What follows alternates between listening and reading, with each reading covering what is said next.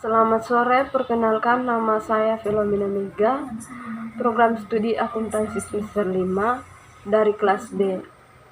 Di sini saya akan mempresentasikan hasil kerja kelompok kami, yaitu kelompok 10, dan membahas materi bab 11 tentang akuntansi aset tak berwujud.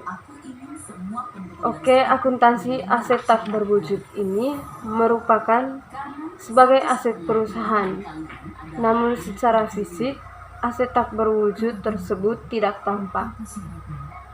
Dalam PSAK nomor 19 tahun 2010, akuntansi aset tak berwujud merupakan aset tidak lancar dan tidak berbentuk yang memberikan hak keekonomian dan hukum kepada pemiliknya, dan dalam laporan keuangan tidak dicakup secara terpisah dalam klarifikasi aset yang lain.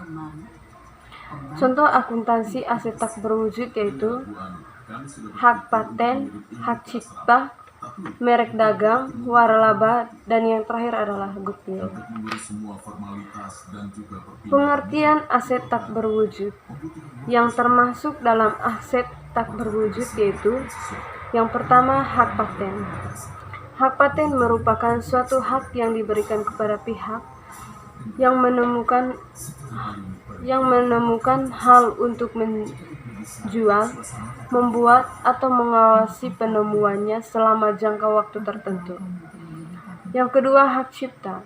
Hak cipta merupakan suatu hak yang diberikan kepada seseorang pengarang atau pencipta untuk menerbitkan, menjual, atau mengawasi hasil ciptaannya. Sebagai contoh yaitu karangan, musik, atau pementasan. Dan yang ketiga adalah merek dagang. Merek dagang merupakan yang didaftarkan terlebih dahulu dan dilindungi oleh undang-undang yang penggunaannya tidak terbatas. Yang keempat, waralaba. Waralaba merupakan hak yang diberikan oleh pihak tertentu kepada pihak lain atas penggunaan fasilitas. Yang berikut adalah leasure.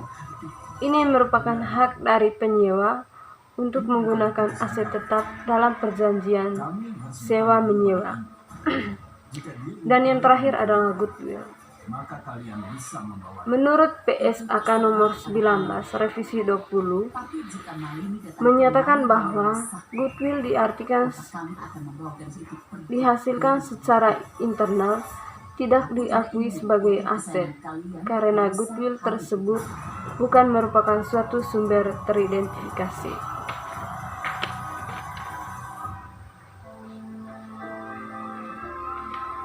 Yang berikut adalah biaya yang ditangguhkan.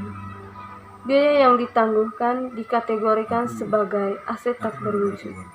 Seperti telah dijelaskan sebelumnya ya, bahwa aset tak berwujud merupakan nilai berupa hak. Terus yang berikut di dalam akuntansi aset tak berwujud itu ada amortisasi. Amortisasi menurut PSAK nomor 19 revisi 2010 merupakan alokasi sistematis jumlah tersusutkan aset tak berwujud selama umur manfaatnya.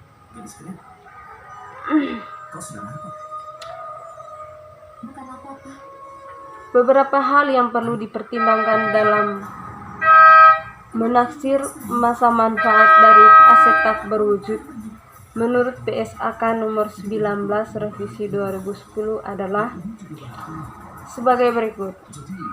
Yang pertama, ketentuan hukum, peraturan, dan perjanjian yang membatasi masa manfaat maksimum. 2. Kemungkinan untuk memperbarui atau memperpanjang batas manfaat yang telah ditentukan.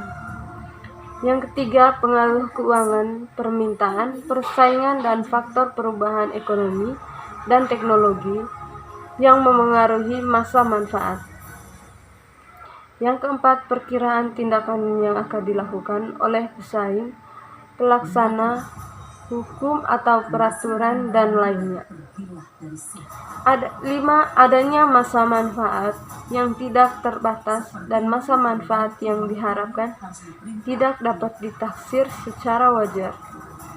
Dan yang terakhir, yang keenam adalah kemungkinan asetak berwujud terdiri atas beberapa jenis atau faktor yang mempunyai masa manfaatnya yang berbeda.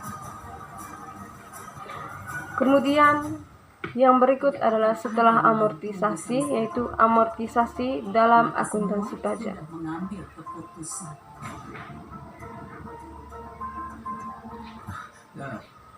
Kak Adi dan Kak Malini sedang